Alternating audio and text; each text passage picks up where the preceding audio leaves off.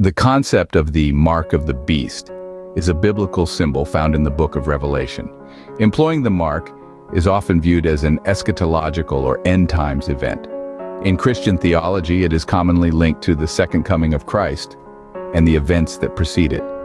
The mark of the beast is mentioned in Revelation chapter 13, verses 16 to 18, saying, "It also forced all people, great and small, rich and poor, free and slave, to receive a mark on their right hands or on their foreheads, so that they could not buy or sell unless they had the mark, which is the name of the beast or the number of its name. This calls for wisdom. Let the one who has understanding calculate the number of the beast, for it is the number of a man, and his number is 666. The symbolic nature of the mark of the beast is crucial to its interpretation. It represents a spiritual and moral choice, rather than just a physical mark. It signifies allegiance to a power that opposes God, which is often associated with evil, deception, and rebellion. The mark is a symbol of one's loyalty, whether it be to worldly systems, to ideologies, or to forces in opposition to divine authority. There are two beasts mentioned that closely relate to the implementation of the mark. The first beast emerges from the sea having 10 horns and 7 heads. This beast is often understood as representing a political or worldly power, similar to oppressive governments or empires. Its role in the apocalyptic narrative is to persecute and oppose the followers of Christ, causing suffering and hardship. It is granted authority and worshipped by many, demanding allegiance and loyalty while exhibiting blasphemous behavior that is in direct opposition to God. In contrast to the first beast, the second beast is introduced as coming up from the earth.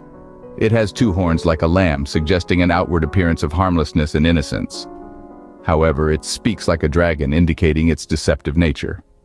The second beast is often interpreted as a religious or ideological influence that supports and promotes the authority of the first beast. It deceives people with false signs and miracles, encouraging them to follow and worship the first beast. The second beast is closely associated with the enforcement of the mark of the beast. It compels people to receive this mark, making it an essential part of the oppressive system's control over individuals and their economic activities. This will be implemented by having the mark either on the right hand or on the forehead. Symbolically, the right hand represents actions and deeds, while the forehead represents one's thoughts and beliefs, which emphasize that allegiance to the beast involves both outward actions but, more importantly, inner convictions.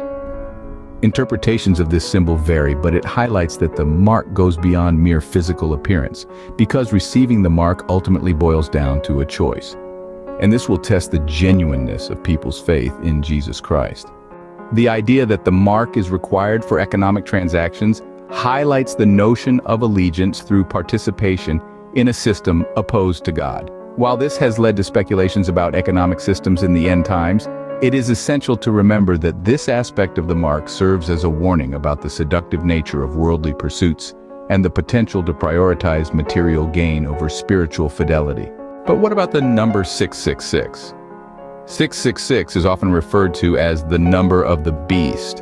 In some interpretations, this number represents imperfection, as it falls short of the perfect number 7. The specific meaning of 666 remains a point of discussion and speculation.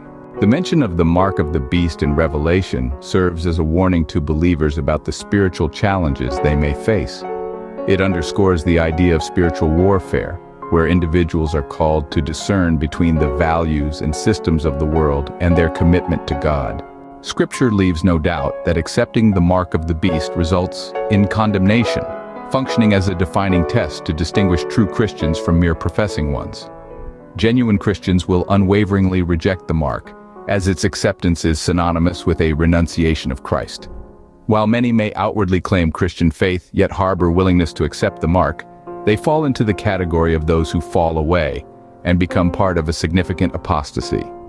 This scenario may involve even prominent figures who, while professing Christianity, yield to the temptation of receiving the mark, thus perpetuating the grand deception. Although it is possible for a professing Christian to receive the mark and later experience regret, the sobering example of Judas, who, despite remorse, did not attain salvation, serves as a cautionary tale of the gravity of such a choice. Remember, the mark of the beast is not just a physical mark, but a spiritual one as well. It represents a choice, a decision to stand with or against the truth.